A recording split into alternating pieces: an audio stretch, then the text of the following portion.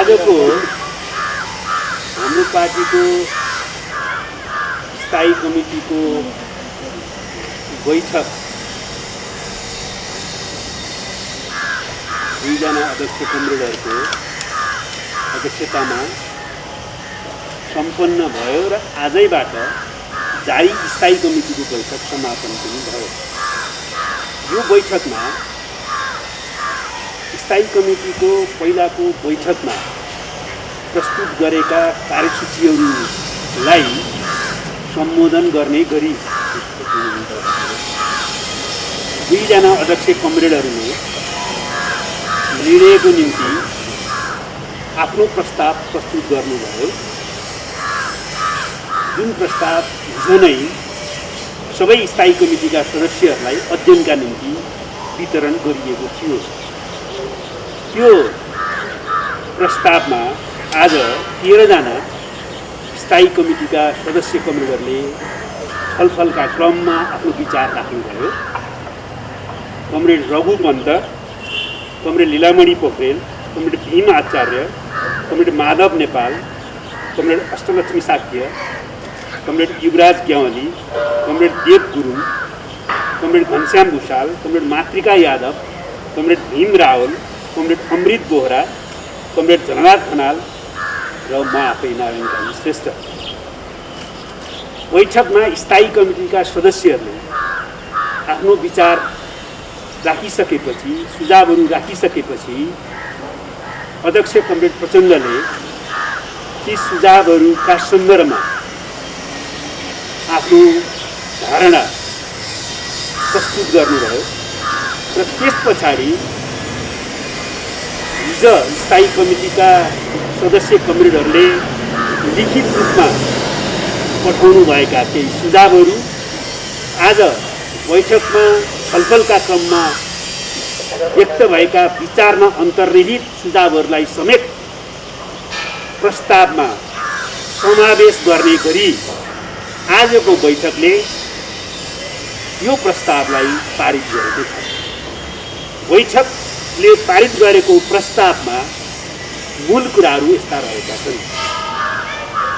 Party एकताको ऐतिहासिक महत्त्वलाई आत्मसात गर्दै पार्टी एकताको रक्षा गर्ने र पार्टीलाई अझ बढी सुदृढ गरेर अगाडि बढाउने सङ्कल्प बैठकले त्यो प्रस्ताव मार्फत गरेको छ।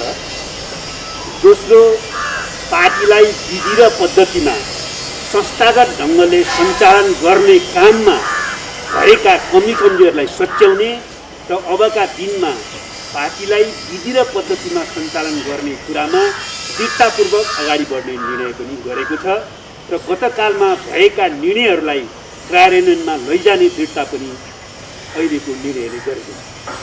त्यसै गरी अध्यक्षहरूको कार्यविभाजनको हकमा पार्टी अध्यक्ष एवं सम्माननीय प्रधानमन्त्री कमरेड केपी शर्मा ओलीले सरकारमा केन्द्रित भएर अगाडि बढ्ने र सरकारको सञ्चालन प्रभावकारी ढङ्गले अगाडि बढाएर त्यसलाई सफल पार्ने कार्यको नेतृत्व गर्ने र अध्यक्ष कमरेड प्रचण्डले कार्यकारी अधिकारसहित पार्टी कामको नेतृत्व गर्नुहुने पनि कार्यविभाजन भएको छ।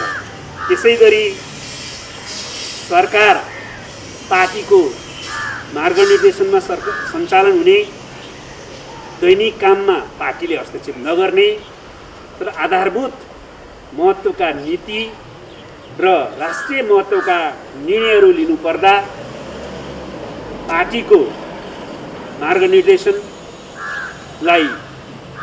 केन्द्रमा राखेर ध्यान दिएर सरकारले निर्णय गर्नुपर्ने निष्कर्ष पनि आजको बैठकले निकालेको छ।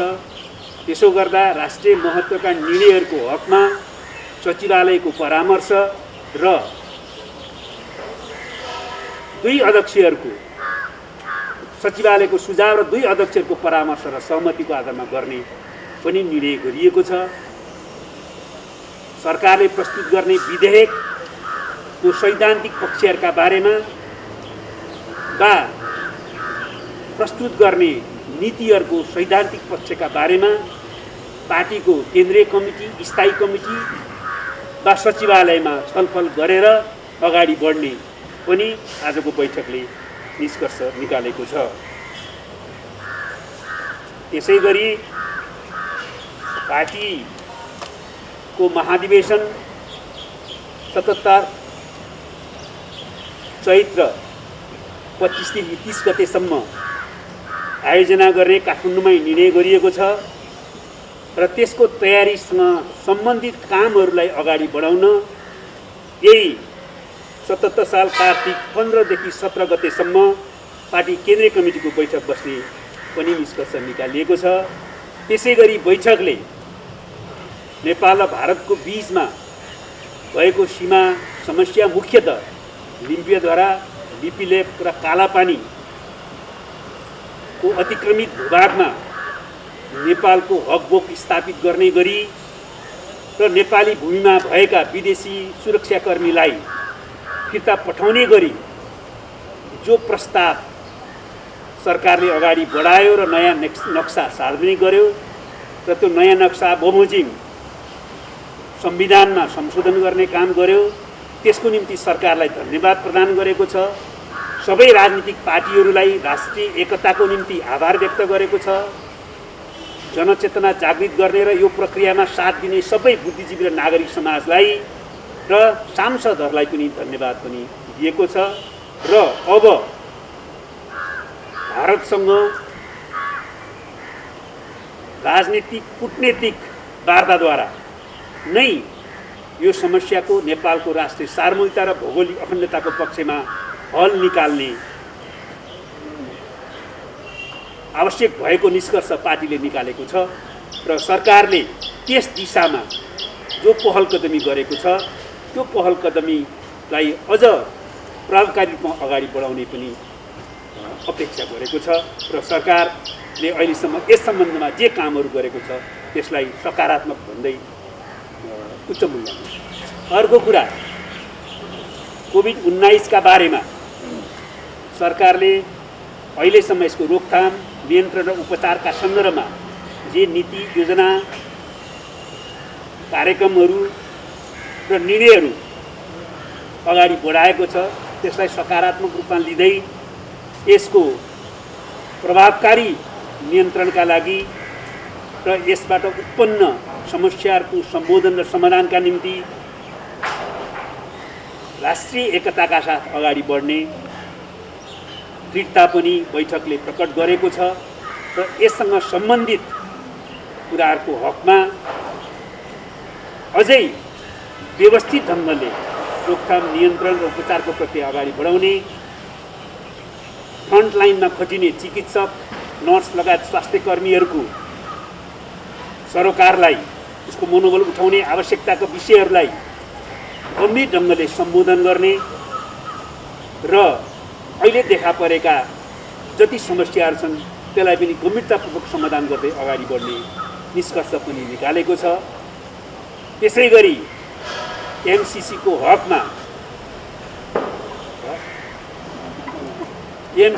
हकमा यसलाई आवश्यकता अनुसार संशोधन र परिमार्जन गरेर अनुमोदन गर्ने निर्णय निकालेको छ। तर के संशोधन र परिमार्जन गर्ने भन्ने बारेमा पार्टीले कमरेड झलनाथ खनालको नेतृत्वमा गठन गरेको कार्यदलको सुझाव प्रतिवेदनलाई समेत ध्यान दिई पार्टीको बैठकमा छलफल गरेर पार्टीले त्यस सम्बन्धमा छिट्टै निष्कर्ष निकाल्नेछ र त्यसै आधारमा यो प्रक्रिया अगाडि बढाइनेछ। र यो बैठकमा आज अध्यक्ष एवं सम्माननीय प्रधानमन्त्री कमरेड केपी शर्मा ओलीले प्रारम्भमै सम्बोधन गर्नुहुँदै यो बैठकले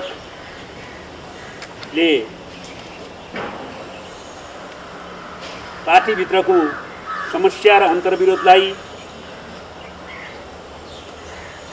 यो बैठकले समाधान दिएको छ। नयाँ उचाइको एकता र सङ्कल्पसहित सकारात्मक ढङ्गले अगाडि बढाउने निष्कर्ष निकाल्ने विश्वास प्रारम्भमै व्यक्त गर्नुभएको थियो र उहाँले देशी तथा विदेशी शक्तिहरू र प्रतिक्रियावादी शक्तिहरूले यो पार्टीलाई कमजोर बनाउन र तोडफोड गराउन जो अपेक्षा गरेका थिए, चाहना राखेका थिए, त्यसलाई असफल गराउन सफल भएको र यो बैठकको समापनसँगै सठिक जवाफ दिएको भनेर पनि आफ्नो विचार राख्नुभयो र समापनका क्रममा अध्यक्ष कमरेड प्रचण्डले पार्टीलाई दुर्घटनाबाट बचाउँदै पार्टी एकताको रक्षा गरेर यो पार्टीमा विचारको बहस गर्दै पार्टीलाई वैचारिक रूपमा रूपान्तरण गर्ने र पार्टीलाई साङ्गठनिक रूपमा पनि अझ बढी मजबुत र रूपान्तरणको प्रक्रियामा अगाडि बढाउने गरी आजको बैठकले आधार प्रदान गरेको छ, ढोका खुलेको छ। त्यस अर्थमा बैठक सफल भएको छ। यस बैठकमा भएका विभिन्न प्रकारका उतार चढाव र छलफलहरूबाट शिक्षा लिँदै आगामी दिनमा पार्टी एकताको उद्देश्यलाई पुरा गर्ने गरी बहस र छलफललाई अगाडि बढाउने र पार्टीलाई अझ बढी सुदृढ गर्ने र महाधिवेशनमा बहसको प्रक्रियालाई उन्नत ढङ्गले अगाडि बढाएर महाधिवेशन सफल बनाउन आह्वान गर्नु। निर्णयमा पुग्न नसके होइन, व्यवस्थित ढङ्गले निर्णय गर्ने भन्ने निष्कर्षमा पुग्यो। माधव कमरेडले कुनै असन्तुष्टि प्रकट गर्नुभएको छैन। अध्यक्ष कमरेडहरूले प्रस्तुत गर्नुभएको प्रस्तावमाथि उहाँले सकारात्मक टिप्पणी गर्नुभएको छ र निष्कर्षले हाम्रो पार्टी एकताको रक्षा गर्दै नयाँ सम्भावनाको ढोका खोल्ने कुराका निम्ति उहाँले अध्यक्ष कमरेडहरूलाई र कार्यदललाई पनि धन्यवाद दिनुभएको छ। पहिला मङ्सिर 4 गतेको निर्णय त्यसको भावसहित कार्यान्वयनमा केही समस्या आयो र अझै त्यसलाई प्रष्ट गर्ने गरी अहिले निर्णय गरिएको छ। अब त्यसमा कुनै दुविधा फलमल छैन। वामदेव कमरेडलाई राष्ट्रिय सभामा लैजाने निर्णय सरकारले गर्ने कुरा स्वयं प्रधानमन्त्री एवं अध्यक्ष कमरेड केपी शर्मा ओलीले बैठकमा जानकारी गराउनु भएको हो। त्यस सम्बन्धमा विभिन्न पार्टीले के प्रश्न उठाएछन् वा नेपाली समाजमा विभिन्न छलफल भइराखेका छन्, त्यसलाई चाहिँ पार्टीको तर्फबाट छलफल गरेर उत्तरी दिने काम चाहिँ गर्नुपर्ने एउटा आवश्यकता होला। तर अहिले त्यो बारेमा हामीले छलफल गरेका छैनौँ। त्यस कारणले मैले व्यक्तिगत रूपमा टिप्पणी गरौँला। आज बैठकको निष्कर्ष सार्वजनिक गर्न तपाईँहरूका आइरहेको बेलामा म व्यक्तिगत रूपमा टिप्पणी गर्न चाहन्छु। पार्टीको विभिन्न छलफल बहसहरूले यसको सकारात्मक निष्कर्ष निकाल्न कतिपय बेलामा विभिन्न उतार चढावहरू पार गर्न पर्छ र त्यो बिन्दुमा पुग्छ। आज हाम्रो पार्टी पनि एकताको रक्षा गर्दै पार्टीलाई विचार र नीतिको आधारमा विधि र पद्धतिको आधारमा अगाडि बढाउने र पार्टी एकताको रक्षा र रूपान्तरणको प्रक्रियालाई महाधिवेशन मार्फत अझ व्यवस्थित ढङ्गले अगाडि बढाउने निष्कर्षमा पुगेको छ। त्यसमा इतिहासमा विभिन्न कालखण्डमा यस्ता कुरा त हुने गर्छ।